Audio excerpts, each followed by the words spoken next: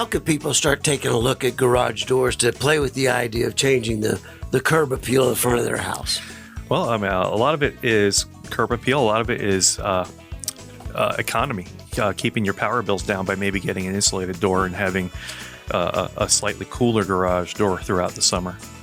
Especially now, because I'll tell you what, we're doing more mini split systems in the garage than we've ever done.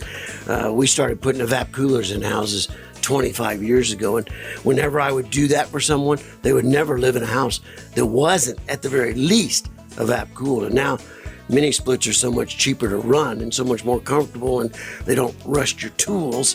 That's right. That it's full mini splits, but you wouldn't want to do that with a single layer steel door west facing. Not at all.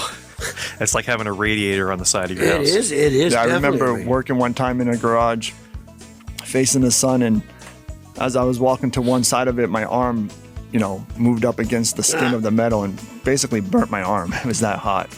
So we definitely recommend going to an insulated door. Rosie on the house, every Arizona homeowner's best friend.